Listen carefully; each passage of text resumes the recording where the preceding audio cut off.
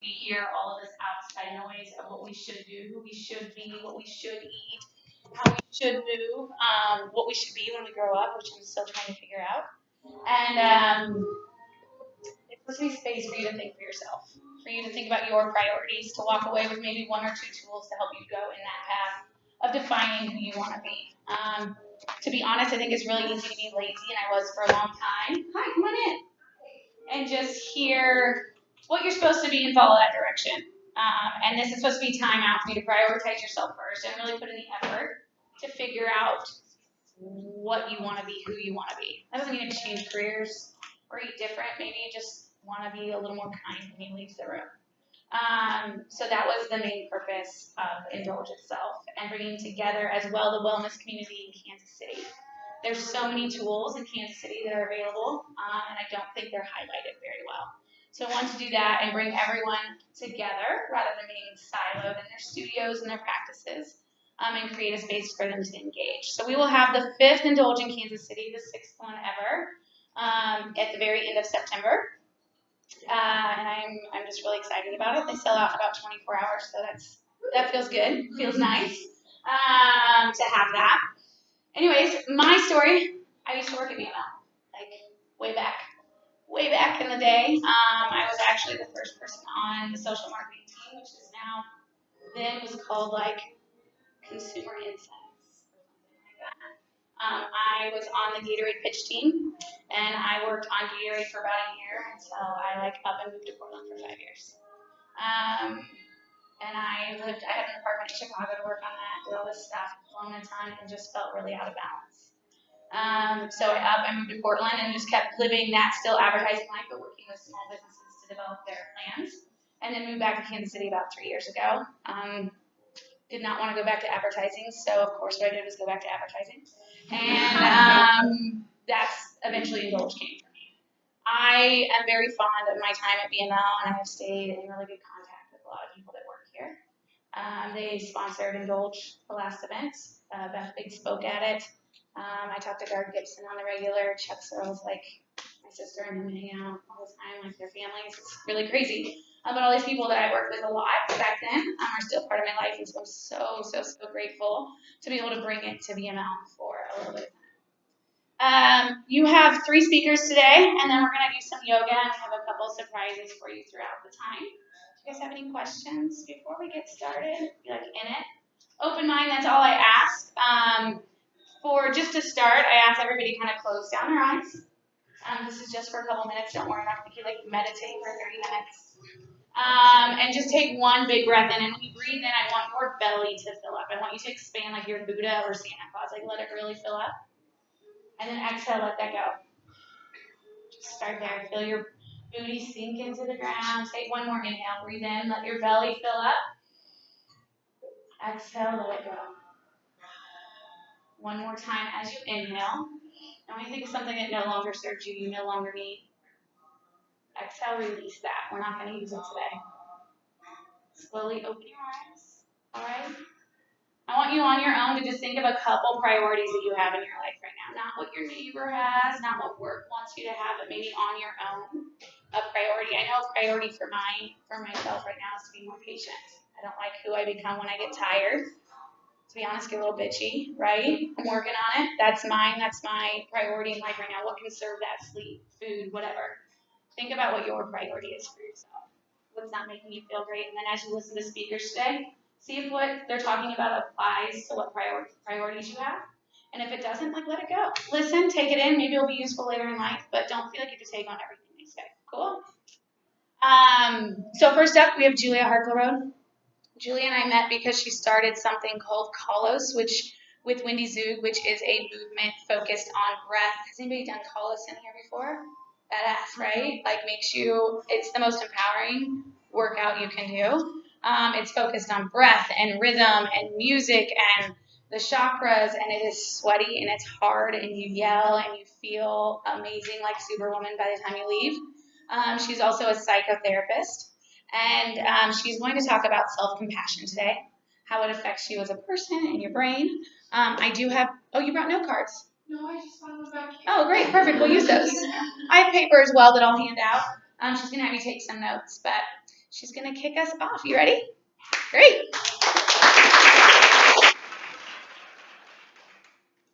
So we're going to do a short writing exercise. So if you don't have paper, I don't know, I just found these back there. So I have paper. You do? Okay. Okay, and pens. If you don't have a pen, we'll pass that around to you.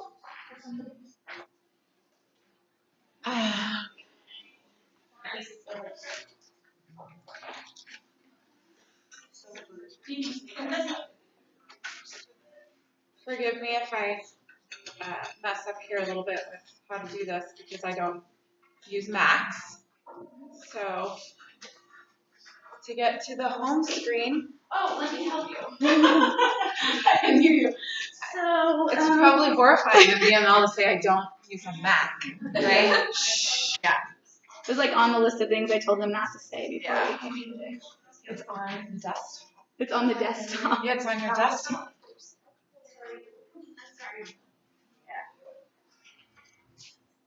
Look at that. Okay, cool.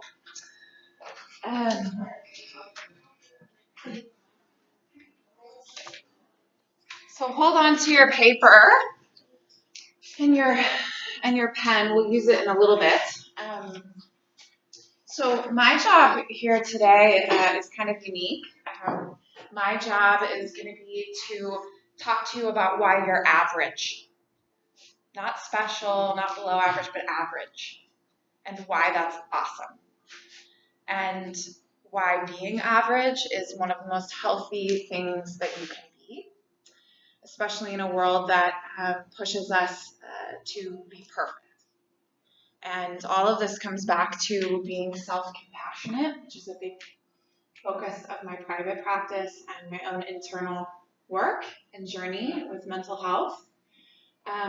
About 7 years ago, I got trained in something called mindful self-compassion. It's a form of mindfulness, a discipline of mindfulness, which is a form of cognitive behavioral therapy. And if you get interested in this after my talk, I'll be happy to share some books and some places to go to find out more about it. Statistics on depression and anxiety sort of rock my world, if you can imagine having a private practice, and they're kind of horrifying right now. And so 7 years ago, I tried to figure out how I was going to understand this for myself and make a shift.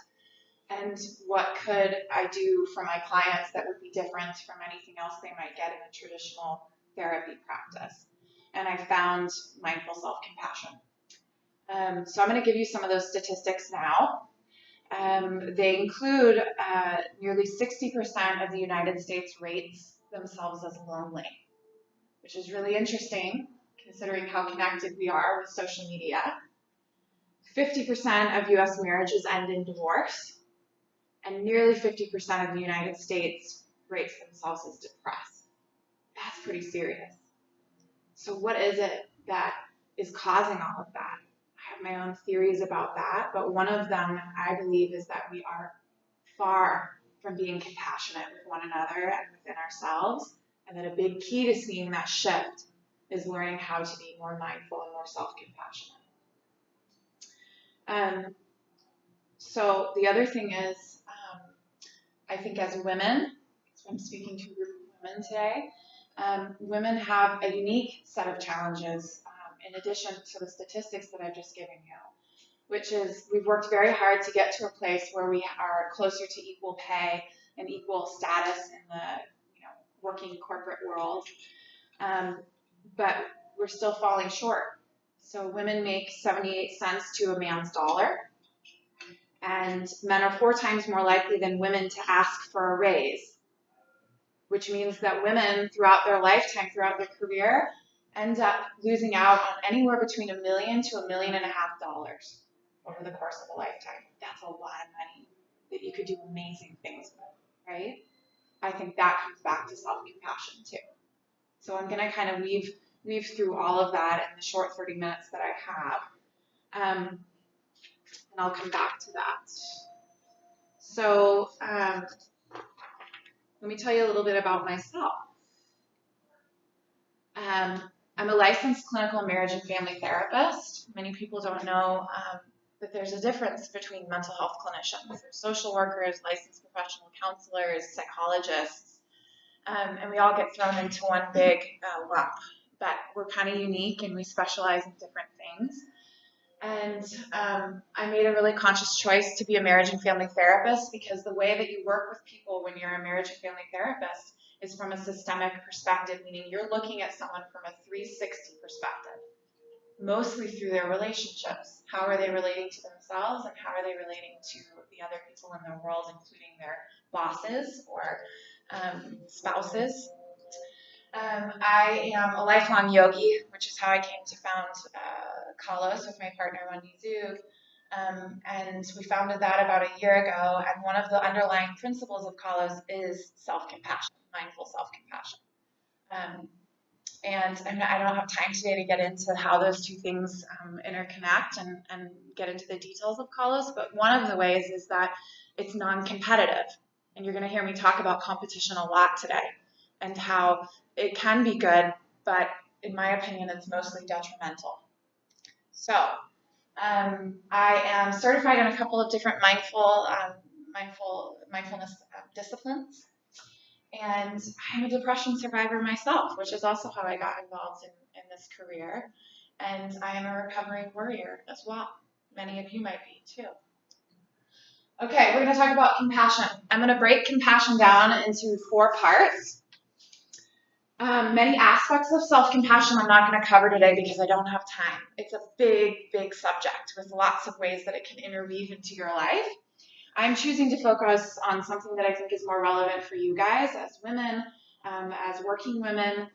So I'm going to weave in how all of this interrelates to your career and to your interpersonal relationships, particularly your romantic relationships. My goal is to help you assess if you are feeling angry, if you're feeling drained, if you're feeling resentful or bitter, or you feel alone. Any of that stuff that's coming up for you in your career and your personal relationships, we're going to figure out why. And I want you to leave here today with a plan for how to reach your full potential in your career and in your interpersonal relationships. Do you feel like we can get that done in 25 minutes? Okay, some compassion skills that I think are imperative, that are a part of building self-compassion include things like tolerating distress, having a diversive self-concept, which I'll get into more later, but essentially what that means is your identity comes from more than one thing. It comes from more than who you're married to or who your parents are or how much money you make or where you work. It's multidimensional. It takes a hell of a lot of courage to have self-compassion, as odd as that may sound. It takes boundary setting, knowing when to say no, when to appreciate yourself. It takes present awareness, a heck of a lot of honesty, and the last thing is metacognition. And metacognition is when you think about how you're thinking. And most of us don't spend time doing that because we're so busy, we're so immersed in everything else we're doing that we don't actually step back and think, is my logic there helpful? Is it rational? And that's metacognition. And these are all a part of ways that you can build and maintain self-compassion. Love these quotes. Dr. Kristen Neff, she coined and created the curriculum for what is mindful self-compassion. She's based in Texas. When we're deeply invested in seeing ourselves only positively, we tend to feel threatened if others do better than we do. That's competition. The very act of competing with others for success sets us up in an unwinnable situation. Why? Because somebody's always going to be skinnier, faster, make more money, travel to more places. You know, it's kind of unavoidable that we're gonna be average, just about average, right? But we fight often to make this not true. And that, to me, is not self-compassionate, and it's where a lot of distress comes from. So when somebody else's inferiority substantiates your superiority, there's always going to be distress. And self-compassion eliminates that. So again, I'm going to come back to the women thing, the woman thing. we've worked very hard to balance careers and family life. And it costs us big time because we're expected to be perfect, right? There was a Time magazine, one of their editions, the cover of it a couple of months ago was a woman, and it was titled, she was naked, I believe, and had a baby, breastfeeding. And it was called The Goddess Complex. And it's this idea that we're supposed to be all things all the time and like it and feel good about it. And I don't know about you, but I think that's the thing that makes me actually sink and feel like I'm drowning. And I don't feel very good about myself. It sets us up for judgment and competition. We're going to talk about that a little bit too. Because the thing is, we always end up having to relinquish something, right? We try really hard to do it all, and something has to be relinquished. And when we feel like we're not supposed to relinquish anything, we feel like a failure. And so balance and being more average is where we can stay in that place of balance, and our mental health benefits a great deal.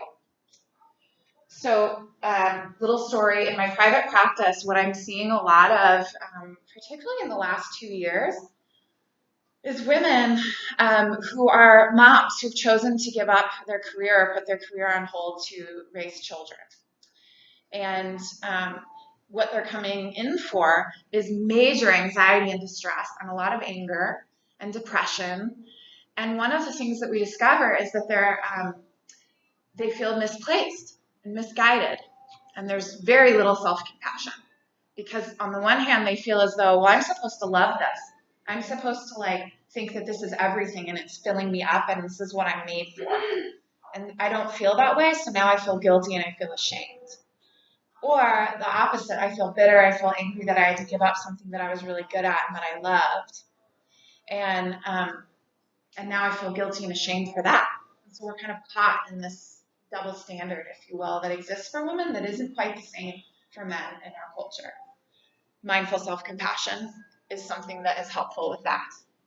Okay, one little request. Music's playing in the background here. Can you just turn it off on that screen? I do. On here? On your side. On the wall. Here. Here. Just the mute button. Oh, did somebody do that? Thank you.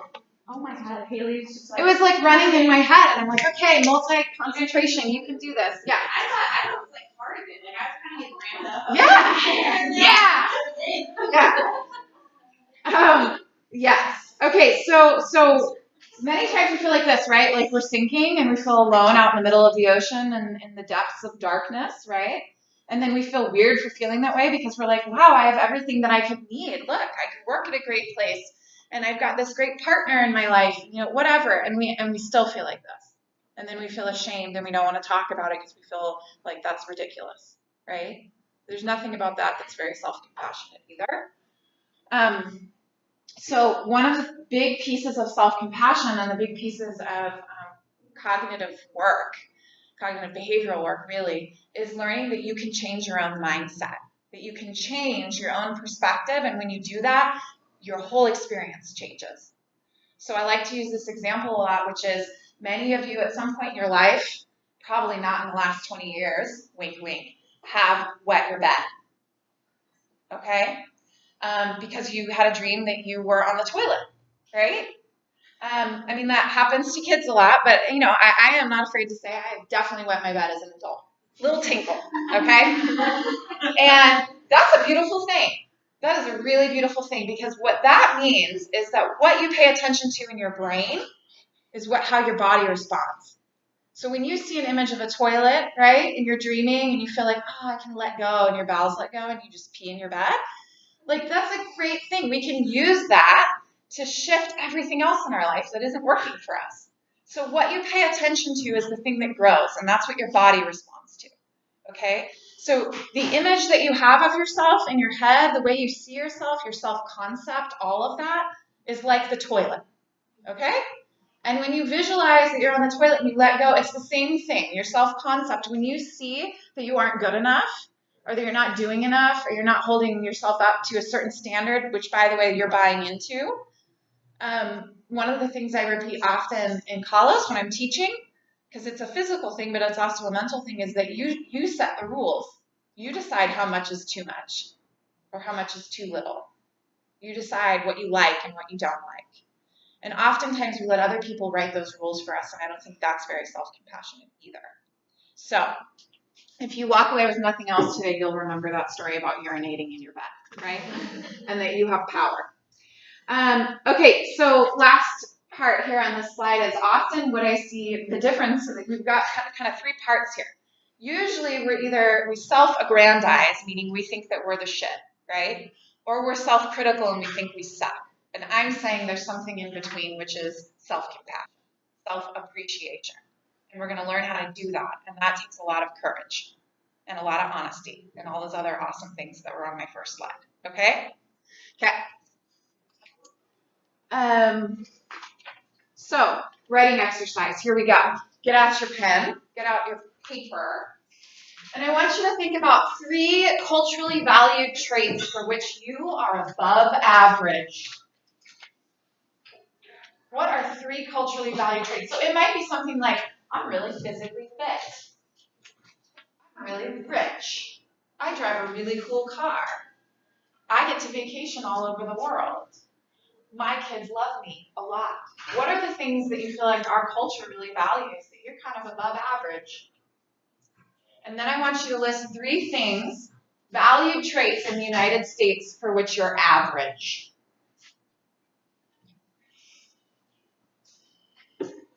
And then the last one is to list 3 culturally valued traits for which you are below average.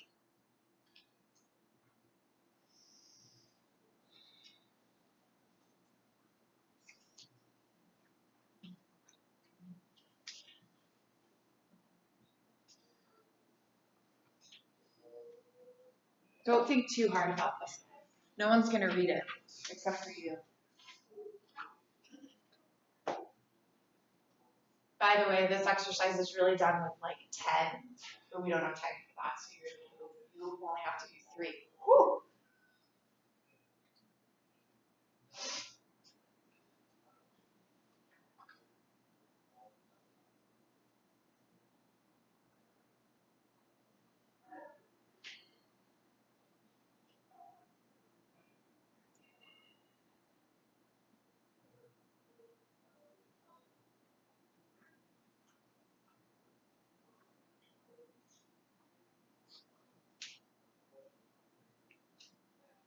I'm going to give you like 1 more minute, okay?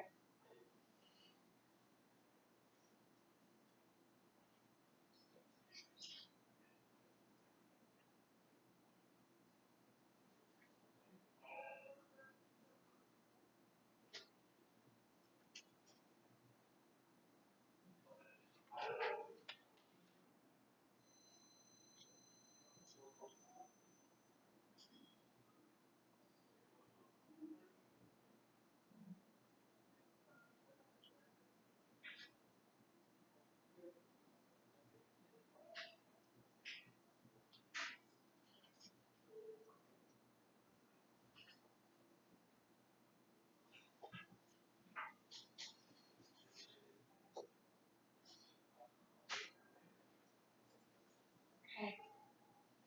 Whatever you have is enough. So, what I didn't say before is that what is the most important part of these questions? It's the fact that we live in the United States and that we are affected by the culture around us and what that culture values.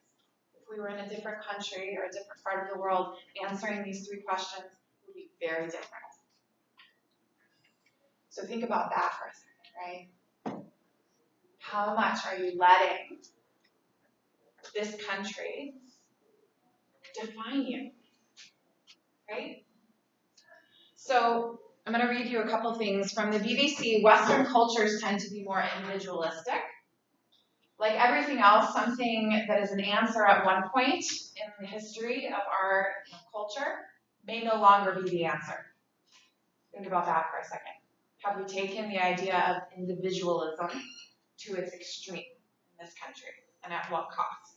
Okay. People in Western countries tend to value personal success over group achievement, which is in turn associated with the need for greater self-esteem and the pursuit of personal happiness.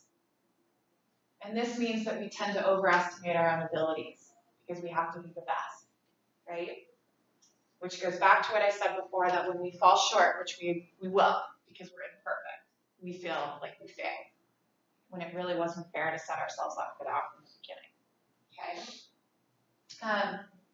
So the other thing I'm going to say around this is that we treat happiness in this country in particular as though it's like on a pedestal, and that's supposed to be like what we feel all of the time. And I am here to tell you that is impossible for any of us in this room. You cannot be happy all of the time. There's no way to do that, okay? You have a full range of emotions. What a wonderful thing. And each of them have wisdom inside of them. Anger, sadness, boredom, jealousy. They inform you. Without them, you're far less intelligent. So holding on to the fact that you have that full range of emotions, and think realistically about, what am I saying when I say happiness is all I should feel or all I want to feel? So then when I feel crappy one day, that's like a failure of my existence. Not true. We were designed to be that way, okay? We're going to do another writing exercise right on the tail of this one, I think. Yeah. Okay. Next one, kind of similar. List up to 3 aspects of yourself that play a significant role in your self-esteem. So these are going to be things that make you feel good or make you feel bad. So maybe you like the fact that you're on time all the time. Maybe you like the fact that you're a really fast runner, or you make the highest salary of anyone in the company.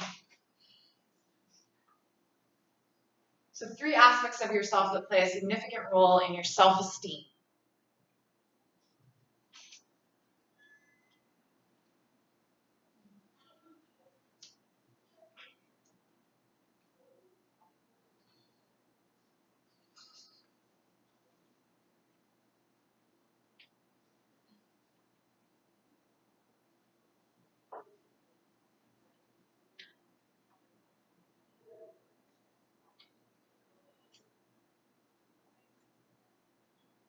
One of the things that I hear a lot about is it's productivity.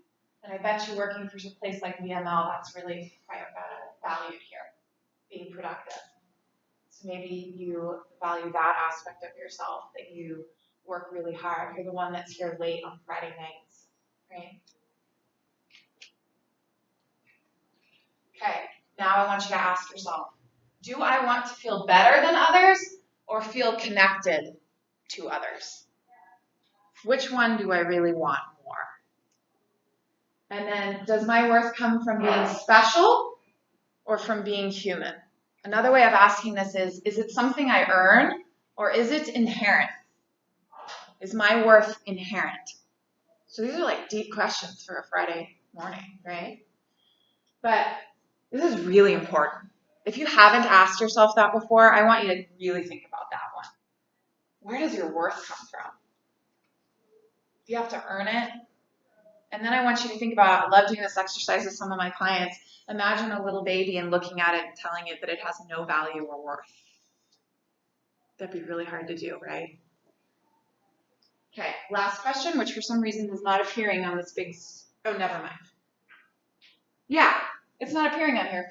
Do I want to be perfect or do I want to be healthy? Which one?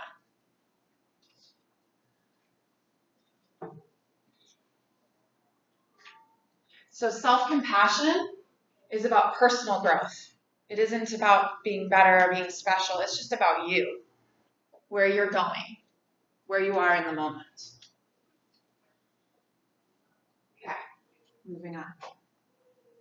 So these are the 4 aspects that I've kind of created. I in my work with clients, have realized that these 4 things, these are ways of practicing self-compassion, that you need these 4 elements in order to ultimately be self-compassionate.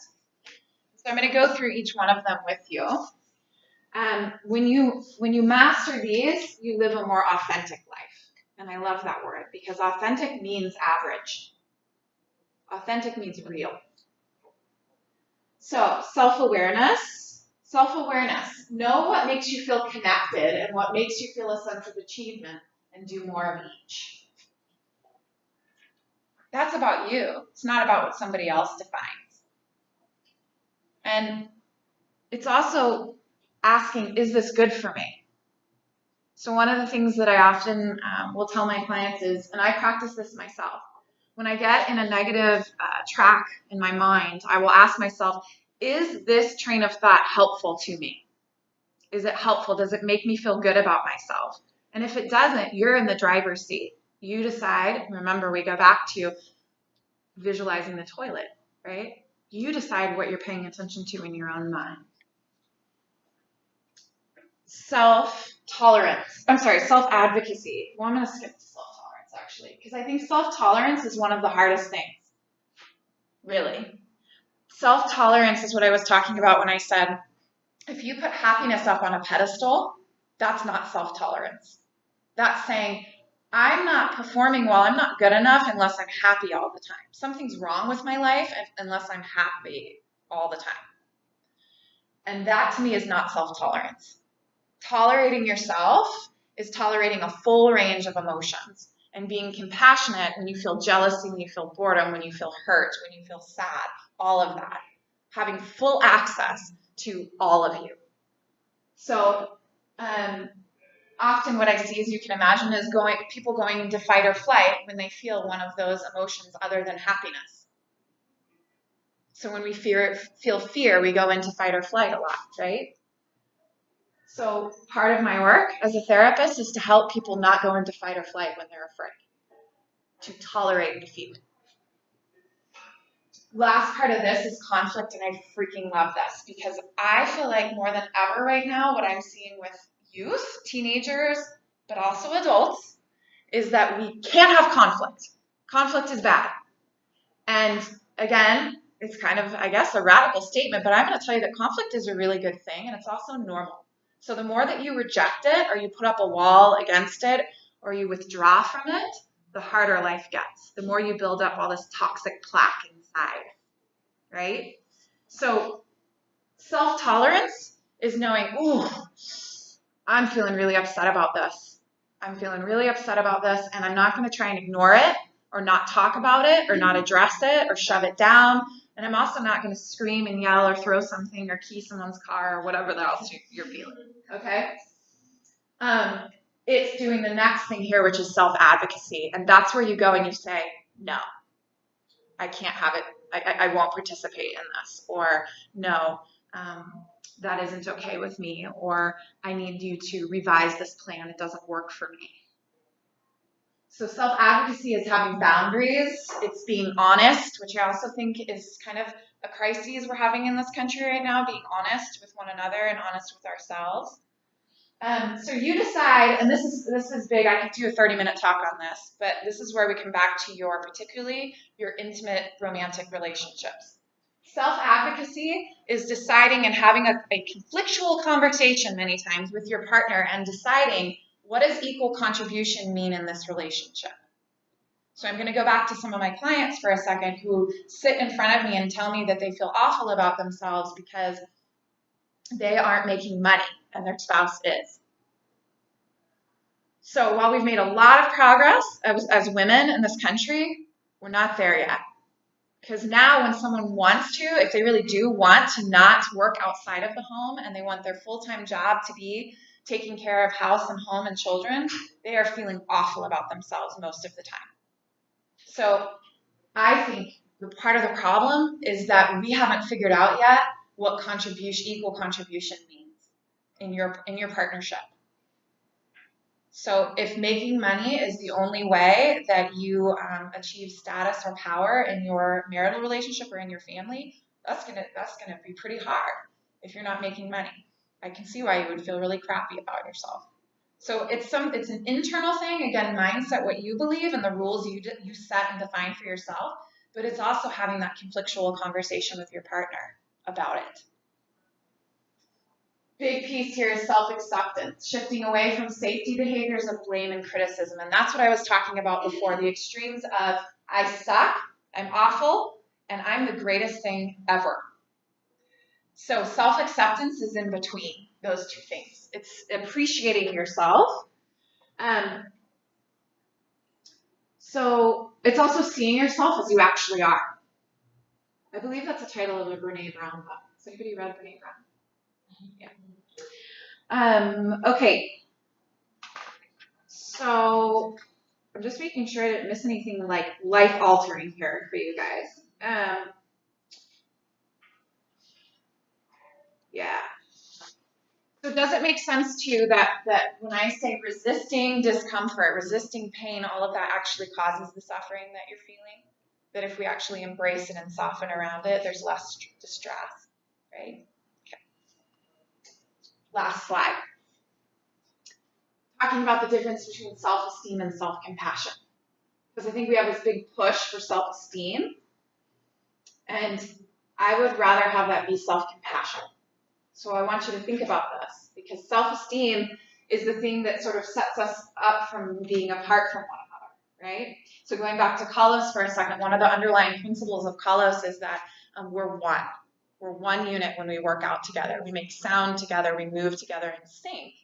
Because when we do that, we feel intimately connected, and we release a hormone called oxytocin. It's a relationship drug, essentially, that you all have in you. And when you give birth, you have 300 times the amount of oxytocin in you to bond with your baby. When your partner hugs you, when your mom hugs you, you release oxytocin. Right now, we're releasing it. We're all together in this room. When you touch yourself and you put your hand on your own heart and you give yourself a squeeze, you get a little release. So you have power to release it yourself. I could spend 30 minutes talking about oxytocin too. So here's the thing. I'm suggesting to you that we need more oxytocin, not less of it. So if you're pushing for self-esteem and you're wanting to be special and different and above everybody else, you're not getting a whole lot of oxytocin. You are actually participating in separating yourself and pushing yourself apart. And I think that has a big part to do with why we have so much depression in this country. So fearful of challenge, because if I take on a challenge, I might fail. I might look less than. I might look subpar, below average, and I can't risk that, right?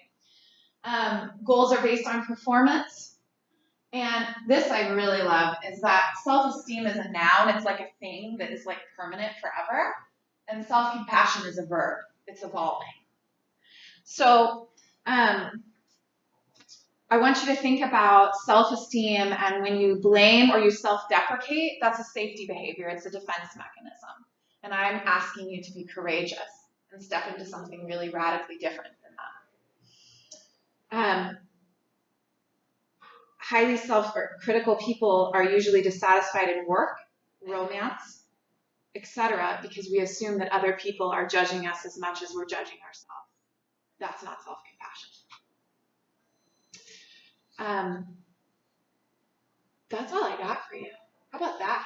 So before you clap, yeah, questions, because I feel like this is big. I don't know how much time I have, like 4 minutes or something, 3 minutes. Okay. I'm very passionate about this, as you can tell. I truly believe that self-compassion is one of the answers to all the world's ailments. Cultures like Eastern cultures that are much more based around group wellness versus individual wellness. When you look at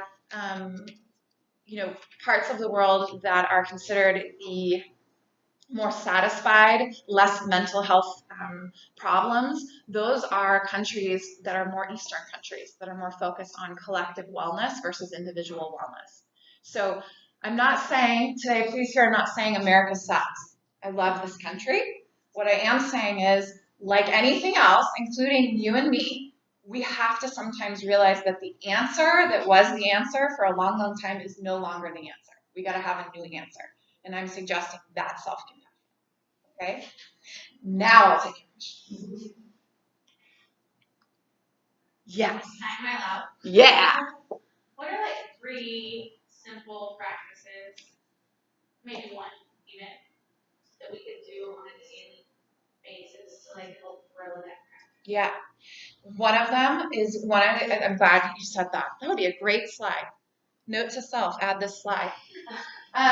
So here's what I think. I think asking, is this helpful, is one of the best and easiest ways, because you can do that all the time. Is this thing that I'm about to do helpful? Ooh, is that thought that I'm having right now helpful to me? That's self-compassion and it's mindfulness. It's pausing for like 30 seconds and thinking. Like if you get up in the morning and you think, God, I gotta go to this workout because I'm fat and ugly. Step back for a second. Is that a helpful thought? Is that helpful? And I define helpful as, does it make me feel good about myself? Does it make me feel like I can walk around with an open chest and an open heart? And if the answer is no, it's not self-compassion.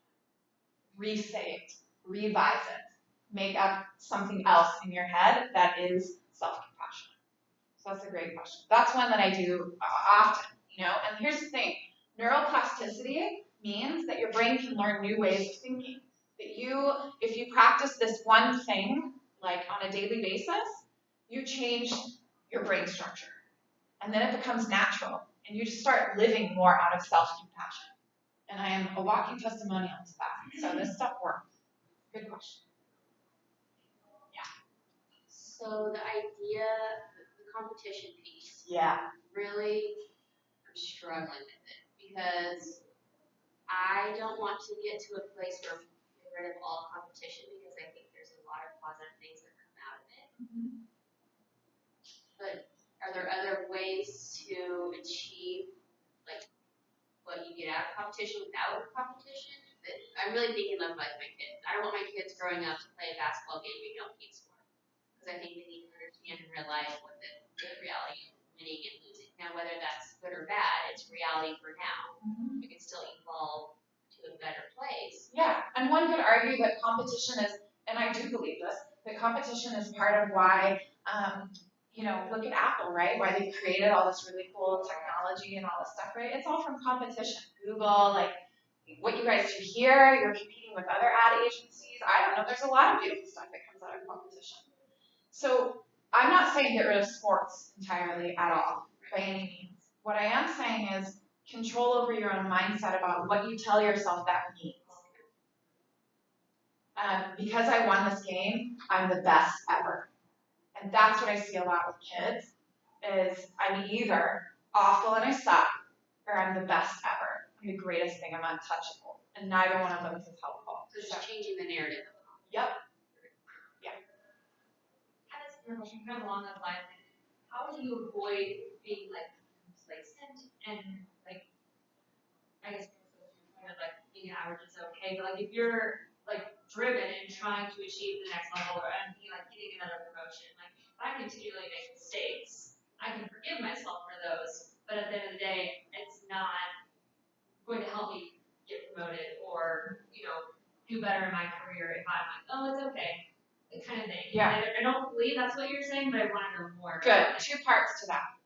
First part is you. Second part is the higher ups. We need them to be self-compassionate, because if they're self-compassionate, they're going to be compassionate with all of you. So this kind of training of mindful self-compassion, and there are a couple of organizations, one affiliated with Google, that's doing more trainings for CEOs and higher ups in companies to help with this kind of stuff. So yeah, that's one thing. The second thing is, I don't know about you, but if I mess up, because we're going to mess up, right? Because we're average. If I mess up and I then say, oh God, see, this is awful. Like, oh my God, my boss is going to fire me. I'm never going to get another job. Like, I'm never going to make it up to the high. That makes me want to curl up in a ball and hide out in my room and never come out. So I'm suggesting that when that happens, again, it's about how you interpret that. And if you interpret it from a place of self-compassion, that allows you to not go into fight or flight, and then you can think creatively and do something different the next time to get that promotion. Does that make sense? What I'm trying to accomplish here is to keep you in a balanced state of mind so that you don't dip up or down, so that you can think clearly and then navigate, reroute to like the next promotion opportunity or the next ad campaign or whatever it is. Does that make sense? Yeah. Good question. Okay.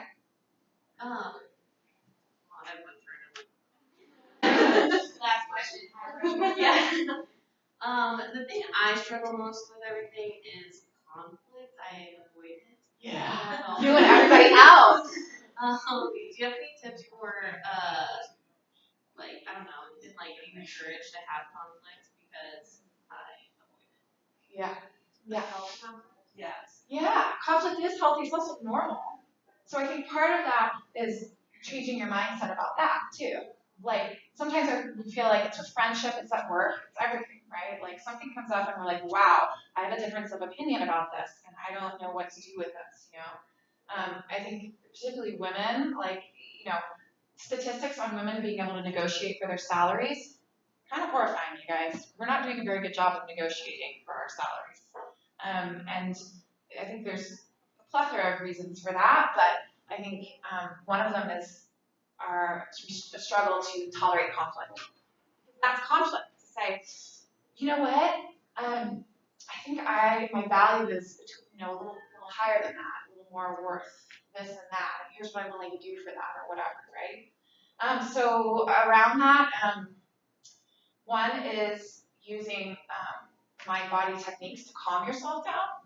So that's the breathing that's going to be breathing techniques, relaxation techniques. So when you feel the conflict, instead of acting on it in the moment, fight or flight, meaning stuff it down, avoid, walk away, don't ever talk about it, or scream and yell, you use relaxation or mindfulness techniques and do metacognition, thinking about how am I logically thinking about this right now? Is that helping me? You know, why am I afraid of conflict? Sitting with that first, and then getting all of that in order. And then it does take courage of sort of jumping into it. We can come to me. Well, actually, I'm leaving, but I'll leave my cards for you guys if you want to shoot me emails and ask me more about it. I actually get high on this stuff. But yeah, I don't know if I even answered your question very well. But how do I get more comfortable with conflict is like work, guys. It doesn't happen like tomorrow. You don't just say, I want to be more comfortable with conflict. Gosh, and then you're hard on yourself because you can't have that difficult conversation yet. I mean, it takes work. You know, I think that's the last thing I'll say is that it takes work to change your mindset about something. It doesn't happen overnight. So it takes bringing it up, thinking about it, doing it a little different, bringing it up, thinking about it, doing it a little different until one day it's natural for you to step into conflict more. So it's hard work. I'm not going to lie. I'm be honest. Okay. Thank you, guys. What a pleasure.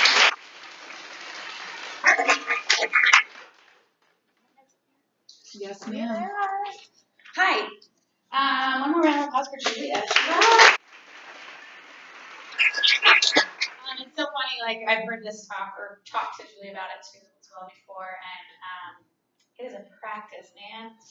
Holy shit. You can say shit at best agencies ever. I know that moms. No, so I just find it really interesting. A couple things. The talk aspect of training for an Olympic triathlon right now. And it's like every time I get to a goal I have, it's just not good enough. Like, so it's like. Exactly. Yeah. I almost signed up for half Ironman like 2 weeks ago. Like, what the? That was silly. I can't do, like, that's not going to fit in.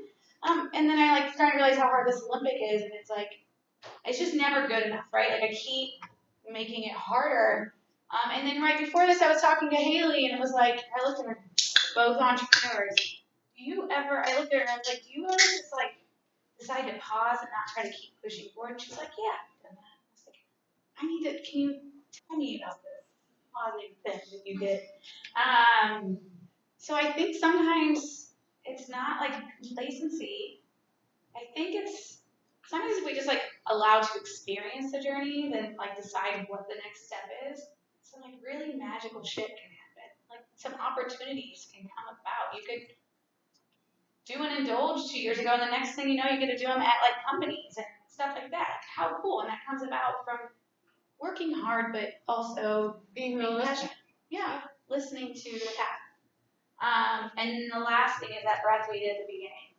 Breathe in, let your belly. You have a nerve, and you probably, I'm going to say it wrong, vagus nerve right behind your heart. Not like Vegas, but like VAGUS. And it is the largest nerve in your body. So when you breathe in, you open up your belly like that. It helps calm that. And 3 breaths. Takes 3 big belly breaths, taking your time with it to neutralize your emotions. So in places of conflict or things like that, it is something I've really learned to practice. If I get really passionate or angry or sad about something, I just went through a breakup 6 months ago. I think I did that like every hour on the hour. breathing. So really powerful thing. That's all I have to. I could have like gone. I have like 500 things about talking. I need more time too. Next up, Dr. Damon Hayrock. He runs a practice. It's in Woodside Village called Health Studio KC. Has anybody heard of this? Anybody go there?